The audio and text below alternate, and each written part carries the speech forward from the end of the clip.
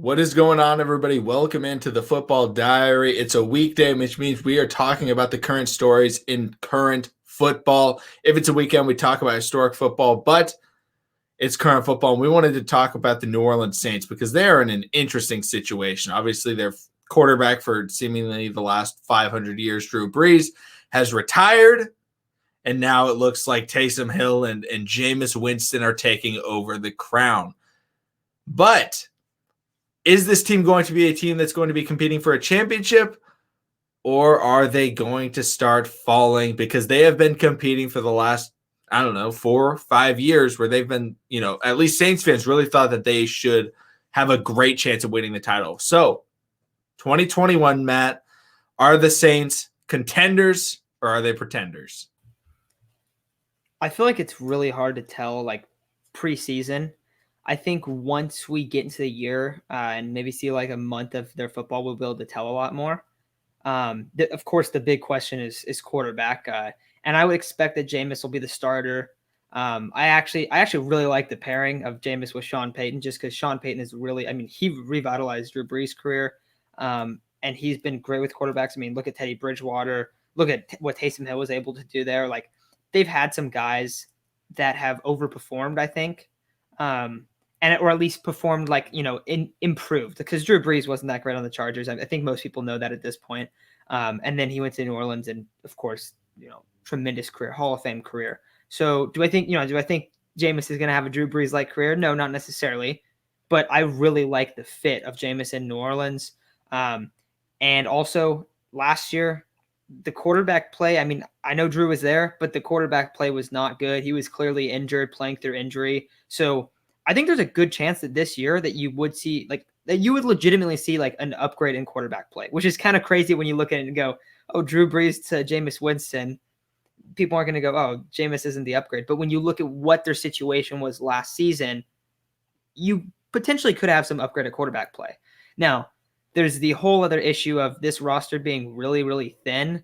And if you just look at the depth chart, you can immediately tell oh, this team is in financial hell, because they'll be like, why is there not a better third string here? Why is there not a better backup at this position? And you look at wide receiver, and the third wide receiver is basically between a gadget guy and Deontay Harris and Marquez Callaway, who's a second-year player that flashed a little bit of potential and limited playing time. And then it's okay, so if there's some injuries, this team is going to be in some serious trouble. But the top end of the roster is really good. They have really, really good players on offense. Of course, Michael Thomas, Alvin Kamara being the weapons.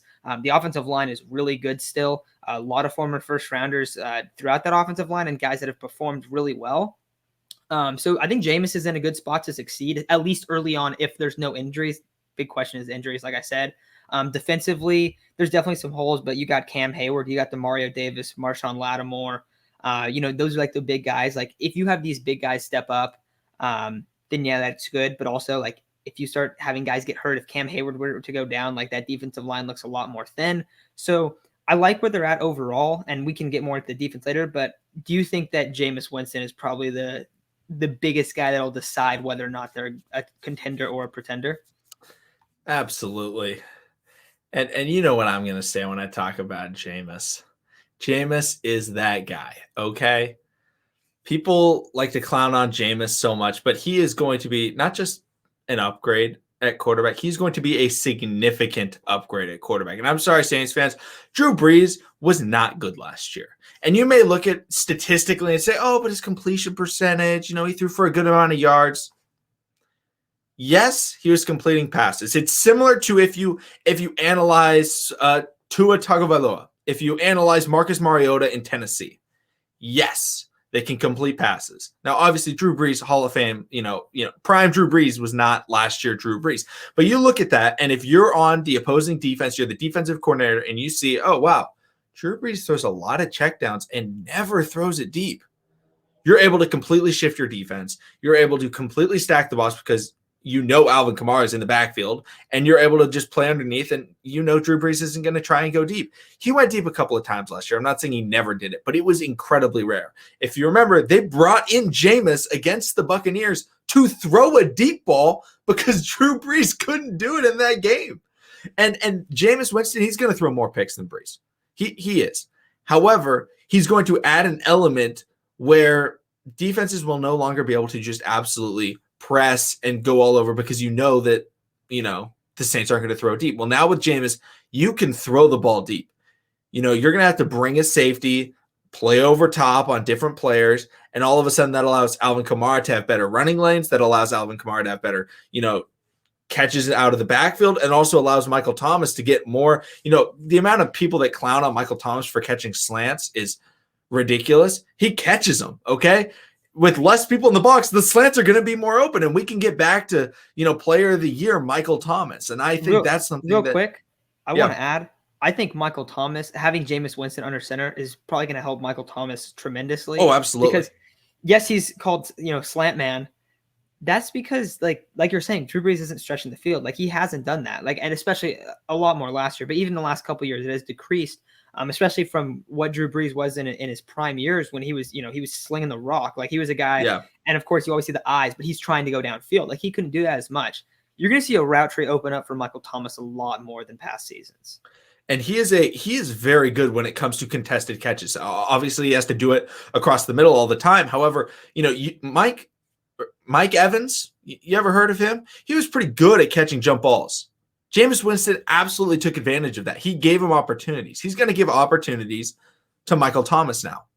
And that's something that's going to make defenses have to play Michael Thomas a bit harder because they can't just say, all right, I'm going to shade inside and kind of press you. They may have to back off in certain situations. And that'll allow, if they have, different, option routes that Michael Thomas can run, well, now he can hit the slant or he can hit the out route, or maybe he can just go deep.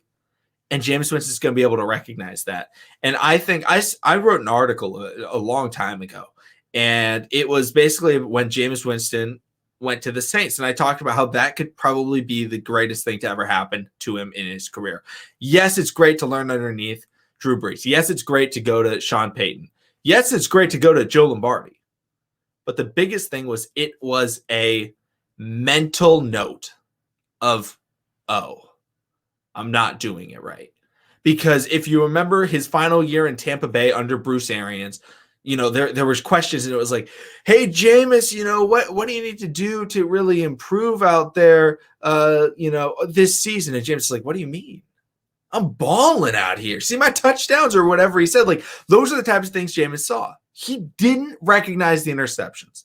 However, if you've seen videos of Jameis Winston talking within the last year, just the Saints organization talking about him, he has a different mindset going into football. He was at a camp with Dak Prescott, and he talked about he's the hardest working quarterback in the NFL. Like, he's trying to get back to that level. He was the number one pick, and he feels disrespected that he wasn't played.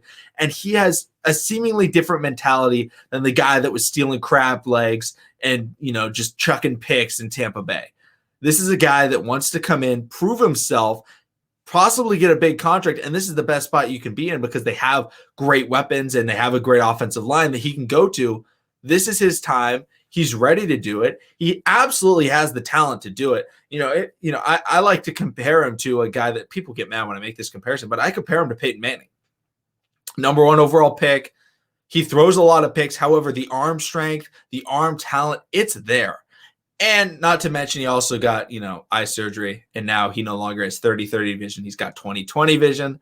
So, that's a bit of a joke, but he did get eye surgery, which could help him see the proper colors and things like that. But overall, I really think that Jameis Winston's going to ball out in New Orleans. You got to explain this Peyton Manning comparison in terms of like how Manning started, had tons of interceptions and like that kind of thing. Yeah, absolutely. Peyton Manning came into the league and was a turnover machine. He was good. He could throw the ball. He made a lot of great plays. However, he threw a ton of picks. It took him a very long time for him to actually have team success and win in the playoffs. Jameis Winston, I think of a similar situation. He comes into Tampa Bay, and Tampa Bay, when he went into Tampa Bay, that was not a good spot to be. The only player they had was Mike Evans, and they slowly built it up. And honestly, last year, finally, they had the good team. Jameis Winston finished last year very well. This was not a very good team. They finished last year, I believe they finished with 8 or 9 wins in Jameis's final season in Tampa Bay. And he was balling in those final few weeks, and the defense was balling. Then all of a sudden, they were like, he had a lot of Brady. Picks. He had a lot of picks early in that year because, of course, the 30-30 season. But a lot of the interceptions most of them were early on in the year. Though I do believe that the season ended on a pick 6. It did end on a pick 6. That is correct. That is absolutely correct. But it's one of those things where he probably also feels like, hey, they finally built this team, and then they got rid of him for Tom Brady. And he feels disrespected by that. And I think that's why you see in the motivation and the talks that he does. And I just want to point out, people hate on his workouts. His workouts make sense. Like, they may look ridiculous, but he's working on ball security. He's working on, torque strength, and he's working on all these things that people don't understand is actually very helpful. It just looks weird. But they're good workouts. Okay. They're not he's not just doing random. He's not I don't know, curling rubber duckies or something like that. He's working on ball security and everything like that. I'm sorry for ranting on Jameis. I love Jameis Winston. He's one of my favorite players in the NFL. But what do we think about the defense, Matt? Why don't you go first on that? So we're talking about a guy that's kind of, like the polarizing player on offense, obviously being the quarterback. On defense, it's another kind of team captain kind of guy, marquee position. I think the guy is Marcus Davenport. Drafted in the first round, 2018. He was one of those guys, all the physical tools, right? He has all the physical tools in the world. He's a really raw player. It's going to take him a couple years to really come around.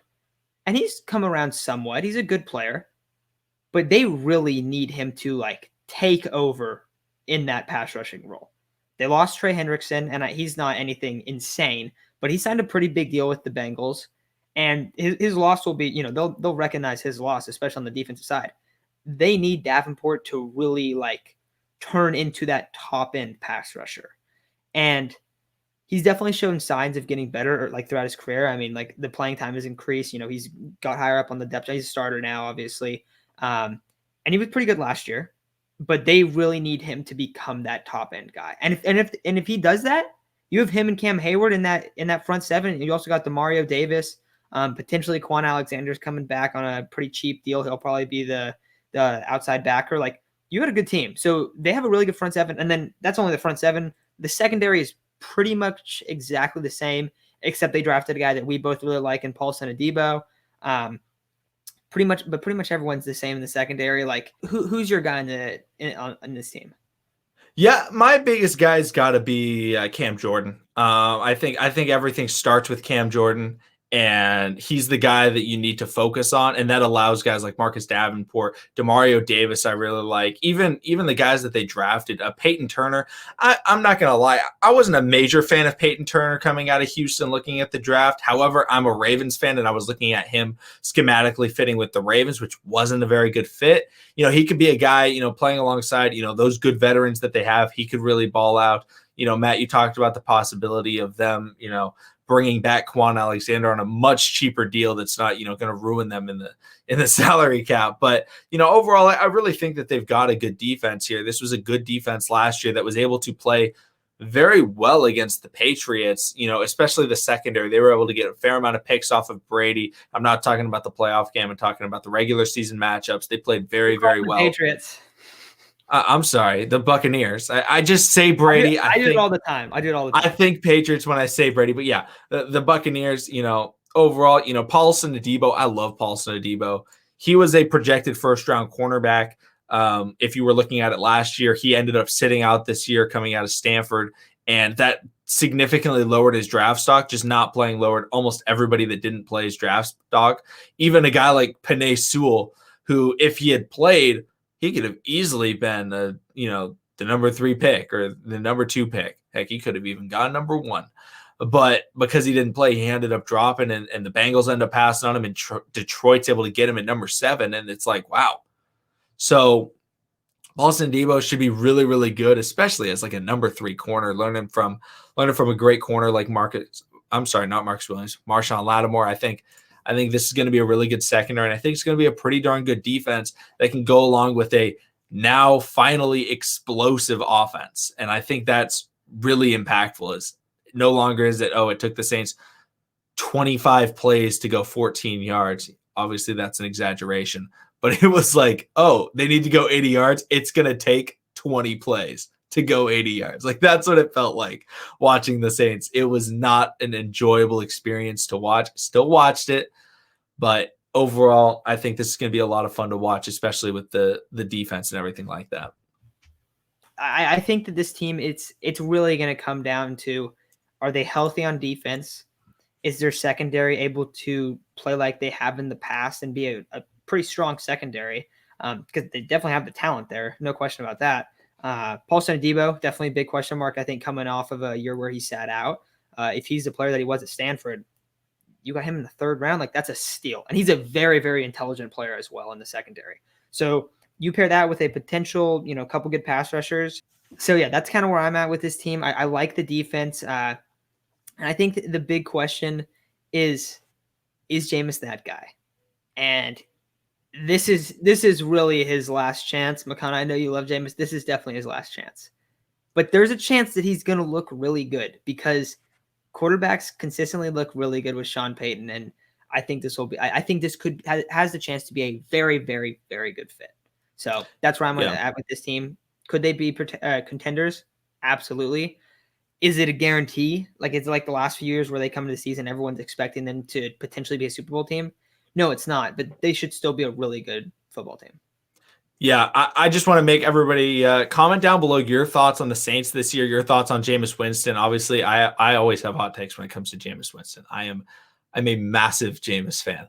But, let us know what your thoughts on the Saints. Are they contenders? Are they pretenders? And I will say we do want to talk about the things that you, the viewers, want us to talk about. We've already gotten some comments on different YouTube videos. We've already gotten some comments on TikTok kind of asking us to do different things. One of those videos will actually be out this weekend. We'll definitely do another one next week from the comments because we want to talk about what you want to hear about. So, if you like hearing us talk about the Panthers or, this video, it's the Saints, let us know because we want to talk about that type of stuff. And right now we're just kind of talking about things that we like to talk about. But if you guys want us to focus on a few things, absolutely let us know.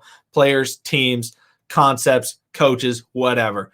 That's going to do it for this video. Thank you, everybody, for watching. Subscribe for daily content talking about current and historic NFL. And we will see all of you again tomorrow.